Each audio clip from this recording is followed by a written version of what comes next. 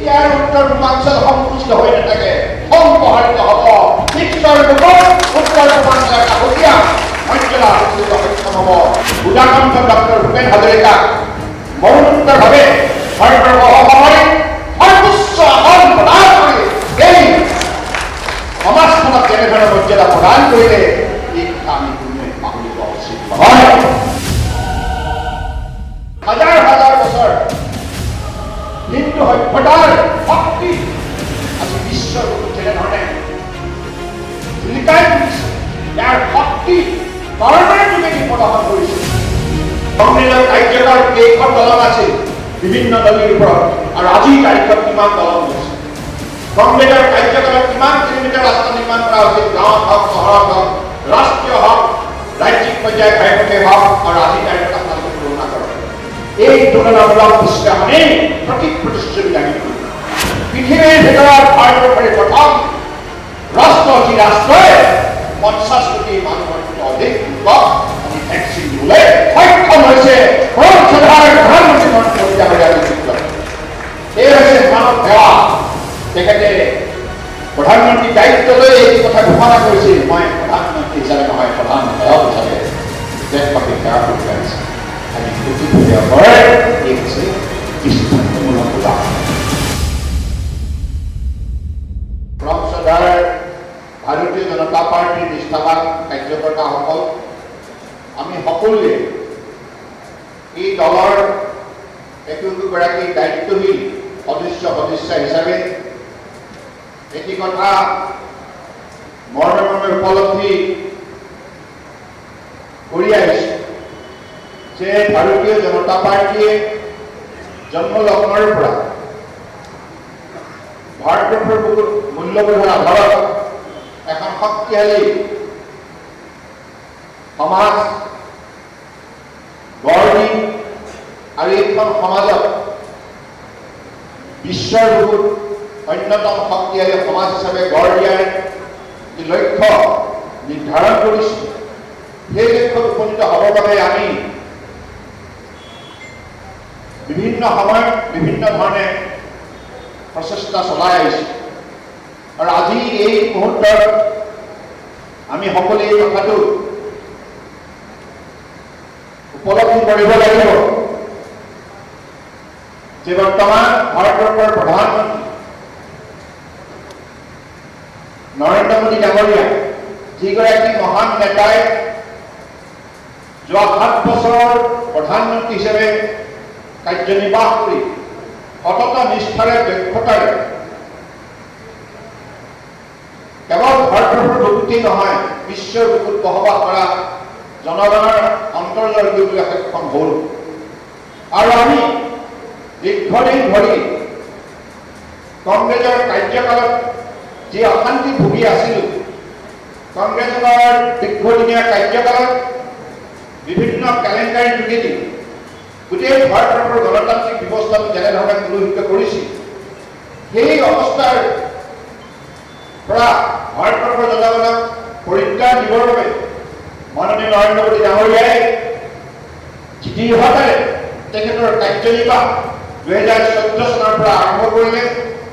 আৰু তেখেতৰ এই গোটেই 7 বছৰীয়া কাৰ্যকালৰ যাত্ৰাত তেখেতে ভাৰতবৰ্ষৰ প্ৰতিটো প্ৰান্তত বসবাস কৰা সৰু বৰ জাতি জনগোষ্ঠী সকলোকে আস্থা আৰু বিশ্বাস কৰি সকলোৰে সমন্বয়ৰ বাবে, সমমৰ্যাদাৰ বাবে যিখিনি দৃষ্টান্তমূলক পদক্ষেপ গ্ৰহণ কৰিলে, আঁচনি গ্ৰহণ কৰিলে, আৰু ফলস্বৰূপ ইয়াৰ ৰূপায়ণ কৰিলে, তাৰ বাবে আজি পৰিৱৰ্তনৰ সোৱাদ পাবলৈ ভাৰতীয় সমাজ আজি সৌভাগ্যৱান হৈছে। আমি সৌভাগ্যৱান হৈছোঁ, এই কথাটো আমি সকলোৱে উপলব্ধি কৰিব লাগিব।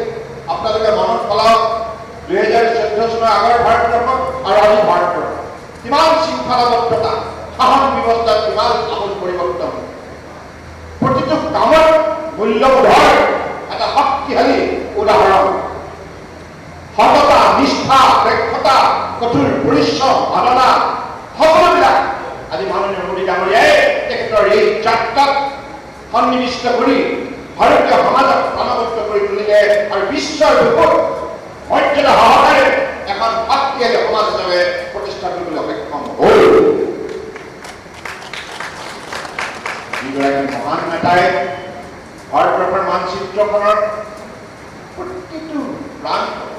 যেনেধৰণে মৰ্যাদা সহকাৰে সম্বোধন কৰাই নহয় গুৰুত্ব প্ৰদান কৰিলে আৰু কংগ্ৰেছৰ কাৰ্যকালত অৱহেলিত সম্পূৰ্ণৰূপে কংগ্ৰেছৰ চৰকাৰসমূহে মাহিয়া দৃষ্টিয়ে চোৱা অৱহেলিত এই উত্তৰ পূৰ্বাঞ্চল আজি মোদী ডাঙৰীয়াৰ কাৰ্যকালত ভাৰতবৰ্ষৰ বহুত এটা সুকীয়া পৰিচয় বুলিবলৈ সক্ষম সকলো ক্ষেত্ৰত আজি আপোনালোকৰ সৈতে কথাটো উপলব্ধি কৰিছে পৰ্যালোচনা কৰক কংগ্ৰেছৰ কাৰ্যকালত কেনেধৰণে সহযোগিতা আমি কেন্দ্ৰীয় চৰকাৰৰ পৰা লাভ কৰিছো আৰু মোদী ডাঙৰীয়াৰ কাৰ্যকালত কেনেধৰণে লাভ কৰিছো আপোনালোকে নিজেই দেখিছে গাঁৱে গাঁৱে চহৰে চহৰে প্ৰতিটো পৰ্যায়ৰ জনসাধাৰণে যেনেধৰণে মাননীয় প্ৰধানমন্ত্ৰী মোদী ডাঙৰীয়াৰ চৰকাৰৰ পৰা আজি সহযোগিতা লাভ কৰিছে সি খেতিয়কেই হওক শ্ৰমিকেই হওক অসংগঠিত হওক সংগঠিত হওক অতি ক্ষুদ্ৰ মজলীয়া আৰু বৃহৎ উদ্যোগৰ জড়িত থকা ব্যক্তিয়ে হওক ছাত্ৰ ছাত্ৰীসকলে হওক শিক্ষক শিক্ষয়িত্ৰীয়ে হওক বৈজ্ঞানিকসকলে হওক আজি প্ৰতিটো কৰ্মক্ষেত্ৰত কাম কৰি থকা প্ৰতিগৰাকী ব্যক্তিয়ে যেনেধৰণে মৰ্যাদা বুটলিবলৈ সক্ষম হৈছে সন্মান সহকাৰে প্ৰাপ্য অধিকাৰ ভোগ কৰিছে ইয়াৰ অন্তৰালত আছে মোদী ডাঙৰীয়াই আন্তৰিকতা শ্ৰদ্ধা আৰু ভক্তি আৰু মানুহৰ প্ৰতি অত্যন্ত ভাল গতিকে আজি তেখেতে উত্তৰ পূৰ্বাঞ্চলক দায়িত্ব লৈ অষ্টলক্ষ্মী বুলি সম্বোধন কৰিলে আৰু তেখেতেই আমাক ভাৰতবৰ্ষৰ ৩১ কোটি জনগণৰ সন্মুখত সন্মান সহকাৰে পৰিচয় দাঙি ধৰিব এই অঞ্চল সাধাৰণ অঞ্চল নহয় ইয়াত প্ৰথম ভাৱনা শক্তিৰে পৰিপুষ্ট এই অঞ্চল আৰু এই উত্তৰ পূৰ্বাঞ্চলে আধুনিক ভাৰত গঢ়াত নতুন ইঞ্জিনৰ ভূমিকা গ্ৰহণ কৰিব এনি অৰ্থ কেৱল নৰ্থ ইষ্ট নহয় new engine for modern India growth তাৰ আন্তঃগাঁথনি শক্তিশালী ৰূপত গঢ় দিয়াৰ বাবে তেখেতে যি দৃষ্টান্তমূলক পদক্ষেপ ল'লে আজি আপোনালোকে ভাবক কংগ্ৰেছৰ কাৰ্যকাল কেইখন দলং আছিল বিভিন্ন নদীৰ ওপৰত আৰু আজিৰ তাৰিখত কিমান দলং হৈছে কংগ্ৰেছৰ কাৰ্যকালত কিমান কিলোমিটাৰ ৰাস্তা নিৰ্মাণ কৰা হৈছিল গাঁৱত হওক চহৰত হওক ৰাষ্ট্ৰীয় হওক ৰাজ্যিক পৰ্যায়ৰ ঘাইপথে হওক আৰু আজিৰ তাৰিখত আপোনালোকে তুলনা কৰক এই তুলনামূলক বিশ্লেষণেই প্ৰতিশ্ৰুতি দাঙি ধৰিব আজি ডাব্লিঙত ৰেলৱে ট্ৰেক অসমৰ মানুহে কৈ ভাবিলে এটা সময়ত দাবীটোৱে বাকী হ'ল কাৰণ কংগ্ৰেছে নকৰে শুনিবলৈ চেষ্টা নকৰে কিন্তু মোদী ডাঙৰীয়াই দায়িত্ব লৈ দ্বৈত ৰেলপথ নিৰ্মাণৰ কাম আৰম্ভ কৰিব ইলেক্ট্ৰিফিকেশ্যন অফ ৰেলৱে লাইন কোনোদিনে অসমত হোৱা নাছিল তেখেতৰ কাৰ্যকালত বাৰ্তা ব্ৰহ্মপুত্ৰৰ বৰাকৰ পৰা নতুন দলং নিৰ্মাণ হ'ল আৰু ভৱিষ্যতৰ দিনত অধিক দলং নিৰ্মাণ কৰাৰ পৰিকল্পনা হাতত লোৱা হৈছে কেৱল অসমেই নহয় উত্তৰ পূৰ্বাঞ্চলৰ আপুনি হওক অৰুণাচল প্ৰদেশে হওক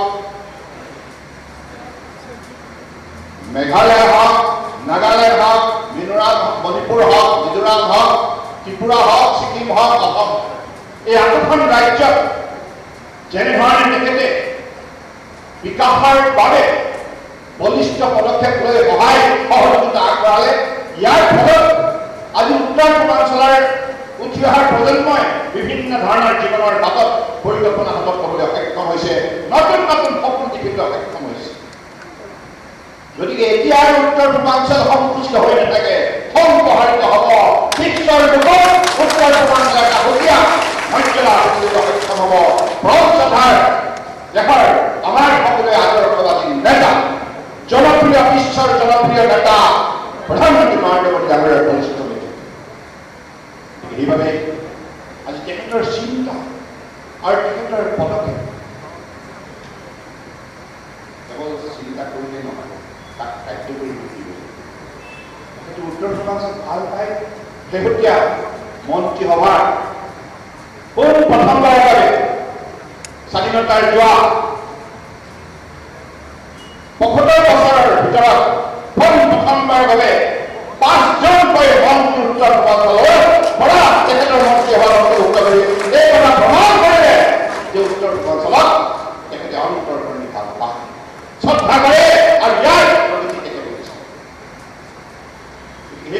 মঞ্চতাৰ মোৰ সতীৰ্থ কাৰ্যকৰ্তাসকল আমি কাম কৰিব লাগিব। মোদী ডাঙৰীয়াই কিমান সুযোগ দিছে, প্ৰতিটো পৰিয়ালক বিজুলী যোগান ধৰিছে, বিদ্যুৎ পোৱা দিছে।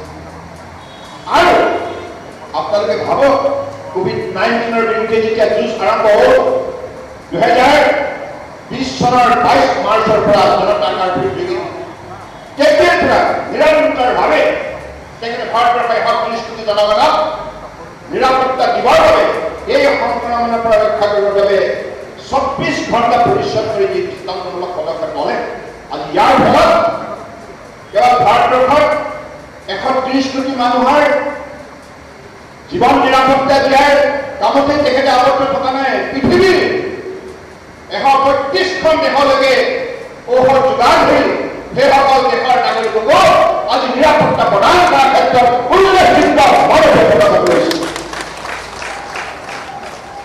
আৰু এই কথা আপুনি মই উপলব্ধি কৰিব লাগিব। 1 বছৰ প্ৰাইম মিনিষ্টাৰ জনকল্যাণ আঁচনিৰ অধীনত 80 কোটি জনগণক বিনামূলীয়া খাদ্য যোগান কৰিছে। 50 মানুহৰ ইতিমধ্যে ভেকচিন সম্পূৰ্ণ হৈছে। পৃথিৱীৰ ভিতৰত ভাৰতবৰ্ষৰে প্ৰথম ৰাষ্ট্ৰ, যি ৰাষ্ট্ৰই 50 কোটি মানুহৰ অধিক লোকক আজি ভেকচিন দিবলৈ সক্ষম হৈছে। প্ৰধানমন্ত্ৰী নৰেন্দ্ৰ মোদী ডাঙৰীয়াৰ নেতৃত্বত এই হৈছে মানৱ সেৱা। তেখেতে প্ৰধানমন্ত্ৰীৰ দায়িত্ব লৈ এই কথা ঘোষণা কৰিছিল, মই প্ৰধানমন্ত্ৰী হিচাপে নহয়, প্ৰধান সেৱক হিচাপে দেশবাসীক সেৱা কৰি আহিছে। আজি প্ৰতিষেধকৰ এই হৈছে দৃষ্টান্তমূলক উদাহৰণ। আমি সকলো ইয়াৰ পৰা আদৰ্শ বুটলিব লাগিব, আমি অনুকৰণ কৰিব লাগিব মোদী ডাঙৰীয়াক। কথাৰে নহয়, বন্ধু কামেৰ পৰিচয়, হয়নে নহয়? কথাটো হয়নে নহয়? গতিকে সেইবাবে আমি কিমান সৌভাগ্যৱান ভাৰতীয় জনতা পাৰ্টীৰ কাৰ্যকৰ্তাসকল। আজি বুথ কমিটিয়ে হওক, পৃষ্ঠা প্ৰমুখেই হওক, শক্তি কেন্দ্ৰৰ কাৰ্যকৰ্তাই হওক, মণ্ডলে হওক, জিলাই হওক, ৰাজ্যিক সমিতিয়ে হওক, ৰাষ্ট্ৰীয় সমিতিয়ে হওক, বিভিন্ন পৰ্যায়ত কাৰ্যনিৰ্বাহ কৰা ভাৰতীয় জনতা পাৰ্টীৰ এই মহামঞ্চৰ প্ৰতিগৰাকী সদস্য সদস্যা সৌভাগ্যৱান।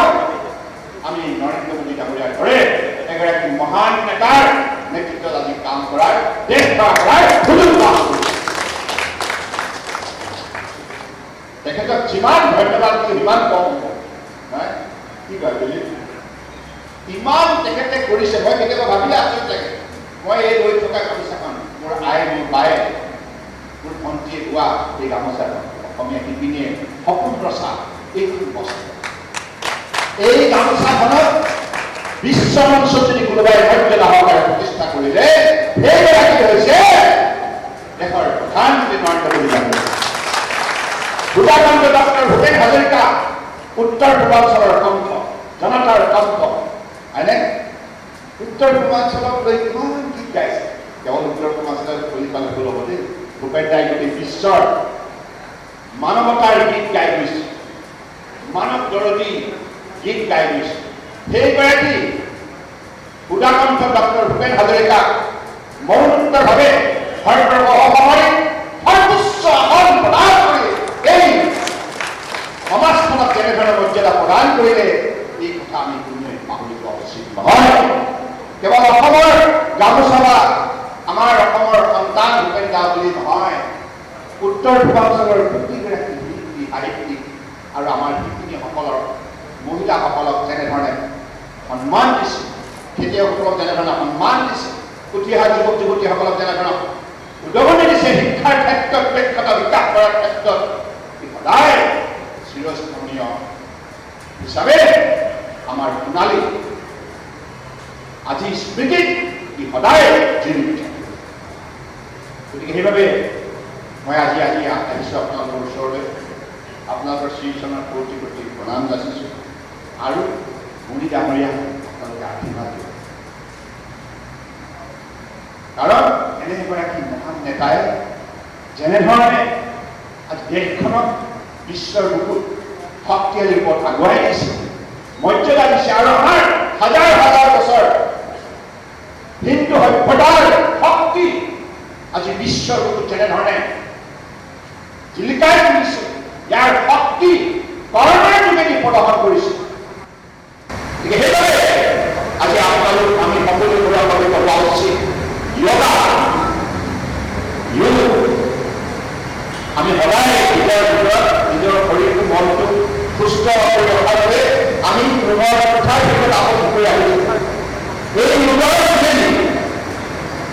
বিশ্বৰ মানুহ সমাজে জীৱনৰ পথত শান্তি বুটলিব পাৰে নিৰোগী দেহা অধিকাৰী হ'ব পাৰে সুস্থ মনৰ অধিকাৰী হ'ব পাৰে আৰু সুস্থ সমাজ কৰিব পাৰে সেই পদক্ষেপ জগাই তোলাৰ ক্ষেত্ৰত কোনগৰাকী বিশ্বৰ মহান নেতাই দৃষ্টান্তমূলক পদক্ষেপ কৰে সেইগৰাকী হৈছে আমাৰ দেশৰ প্ৰধানমন্ত্ৰী নৰেন্দ্ৰ মোদী। আজি অন্তঃৰাষ্ট্ৰীয় যোগ দিৱস 21 জুন তাৰিখ বিশ্বৰ মানৱ সমাজে শ্ৰদ্ধা প্ৰকাশ কৰে আৰু এই কাৰ শক্তি কাৰ উৎপত্তি ভাৰতীয় সভ্যতা সংস্কৃতিৰ শক্তি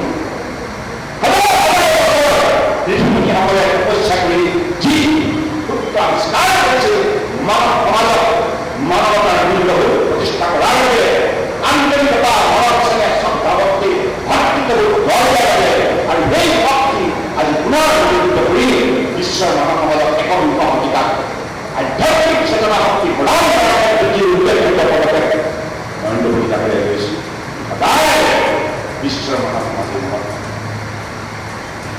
আজি এই সভাত মই বিশেষকৈ আপোনালোকক ধন্যবাদ জনাইছোঁ। আপোনালোকে আজি এই জন আশীৰ্বাদ যাত্ৰাত আপোনালোকে অংশগ্ৰহণ কৰিছে আৰু আমাৰ ৰাজ্যিক সমিতিৰ মাননীয় সভাপতি ভৱেশ কলিতা ডাঙৰীয়াৰ নেতৃত্বত আপোনালোকে ভাৰতীয় জনতা পাৰ্টি অসমৰ প্ৰতিগৰাকী নাগৰিকৰ মৰমৰ পাৰ্টি হিচাপে ইয়াক গঢ় দিয়াৰ ক্ষেত্ৰত যি সংকল্প গ্ৰহণ কৰিছে তাৰ মই আপোনালোকক সকলো আন্তৰিকতাৰে ধন্যবাদ জনাইছোঁ আৰু ভৱেশ কলিতা ডাঙৰীয়া আপোনালোক সকলোৱে আন্তৰিকতাৰে সহযোগিতা আগবঢ়াওক আৰু ৰাষ্ট্ৰীয় সমিতিৰ মাননীয় সভাপতি জে.পি. নাড্ডা ডাঙৰীয়াৰ বৰিষ্ঠ নেতৃত্বত আজি ভাৰতীয় জনতা পাৰ্টীৰ কাৰ্যকৰ্তা কন্যাকুমাৰীৰ পৰা কাশ্মীৰ প্ৰান্তত কাৰ্যনিৰ্বাহ কৰা আজি প্ৰতিজন কাৰ্যকৰ্তাই নিষ্ঠা সহকাৰে জনসাধাৰণ সুখে সুখে যেনেধৰণে উল্লেখযোগ্য কৰাইছে এই কথা ভাৰতবৰ্ষে অবিস্মৃতি জনসাধাৰণে প্ৰত্যক্ষ কৰিছে। সেইকাৰণে আজি ভাৰতীয় জনতা পাৰ্টীৰ জনপ্ৰিয়তা বৃদ্ধি পাইছে আৰু কংগ্ৰেছ বিস্ফোৰণ কৰি গৈছে কিয় নহ'ব বহুত ব্যাখ্যান কৰিলে কিন্তু আজি ভাৰতীয় জনতা পাৰ্টী যদি দায়িত্ব লৈছে যি দায়িত্ব লৈছে প্ৰতিখন ৰাজ্যতে আজি ভাল কাম কৰাৰ দৃষ্টান্তমূলক উদাহৰণ দাবী কৰিছে। আজি অসমৰ ডক্টৰ হিমন্ত বিশ্ব শৰ্মাই অসমৰ প্ৰধানমন্ত্ৰী আৰু কিমানকৈ সহযোগিতা লৈ আজি যেনে বৈষ্ণৱতাৰে নেতৃত্ব দিছে আৰু এখন সফলতাৰে অতিক্ৰম কৰিছে মই ডক্টৰ হিমন্ত বিশ্ব শৰ্মা ডাঙৰীয়া আৰু তেখেতৰ সতীৰ্থসকলক মই বিশেষকৈ আন্তৰিক অভিনন্দন জ্ঞাপন কৰোঁ আৰু ঈশ্বৰে তেখেতসকলক আৰু সফল কৰি তোলক তাৰ বাবে ঈশ্বৰৰ ওচৰত প্ৰাৰ্থনা জনাইছোঁ। গতিকে আমি মিলি পেলাই কাম কৰিব লাগিব হয়নে টিম ইণ্ডিয়া টিম আছাম হয়নে টিম ইণ্ডিয়াৰ কেপ্টেইন হৈছে আমাৰ ভাৰতবৰ্ষৰ প্ৰধানমন্ত্ৰী নৰেন্দ্ৰ মোদী ডাঙৰীয়া আৰু টিম আছামৰ আমাৰ কেপ্টেইন হৈছে ডক্টৰ হিমন্ত বিশ্ব শৰ্মা ডাঙৰীয়া। সেইবাবে আমি সকলোৱে মিলি একেলগে কাম কৰিব লাগিব আৰু তেতিয়াই ভাৰতবৰ্ষৰ প্ৰতিটো প্ৰাণ প্ৰতিটো অঞ্চল যেতিয়া শক্তিশালী পথ গঢ় লৈ উঠিব নিশ্চিতভাৱে আমি ভবাৰে বিশ্ব শ্ৰেষ্ঠ ৰাষ্ট্ৰ হিচাপে ভাৰতবৰ্ষই নিজৰ পৰিচয় দাঙি ধৰিবলৈ সক্ষম হ'ব। সময় হৈ গৈছে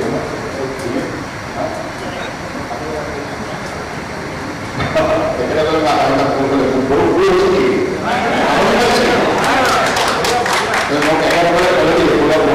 আমাৰ ভৱেশ কলিতা যাই নহওক বেছি দীঘলীয়া আজিকালি বক্তব্য দিয়াৰ প্ৰয়োজন নাই। আপোনালোক সকলোৱে ইণ্টাৰনেটৰ যোগেদি ইনফৰমেশ্যন টেকনলজি যোগেদি সকলোবিলাক কথা জানে। গতিকে পৃথিৱীত ক'ত কি হৈ আছে সকলো কথা আপোনালোকৰ হাতত তথ্য আছে। যাই নহওক এতিয়া কেন্দ্ৰীয় চৰকাৰে অসমত দুগৰাকী সন্তানক মন্ত্ৰী হিচাপে আজি দায়িত্ব অৰ্পণ কৰিছে মাননীয় প্ৰধানমন্ত্ৰী নৰেন্দ্ৰ মোদী ডাঙৰীয়াই। আমি অসমৰ কথা ক'ব লাগিব ৰাজস্ব কৃষি ডাঙৰীয়া আৰু এই অসম আপোনালোকৰ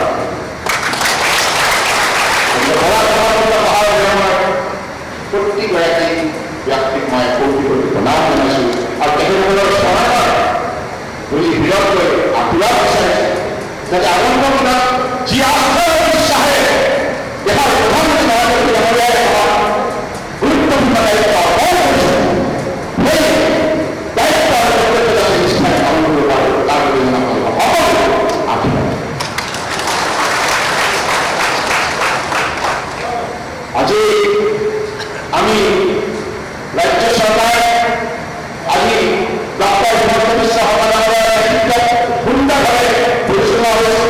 আমি কেন্দ্ৰীয় চৰকাৰৰ মন্ত্ৰী ৰাজ্যখনৰ উন্নয়নলৈ যেনেধৰণে পাৰোঁ তেনেধৰণে আমি আন্তৰিকতাৰে একেলগে আমি কাম কৰি যাওঁ। আজি কেন্দ্ৰীয় চৰকাৰে যেনেধৰণে আমাৰ দুগৰাকী দায়িত্ব বিষয়ে অসমৰ গুৰুত্ব বৃদ্ধি কৰিলে নৰেন্দ্ৰ মোদী ডাঙৰীয়াই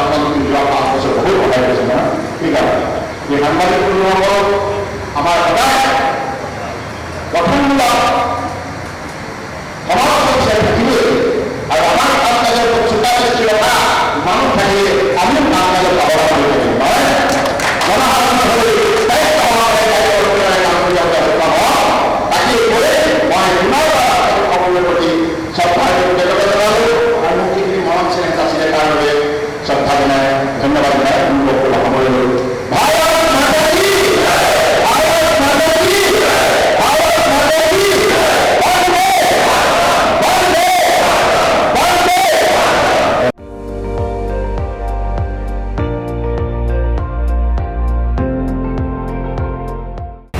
আপুনি চাই আছে ND24 সৰ্বশ্ৰেষ্ঠ নহয় সৰ্বোত্তমৰ দৌৰত।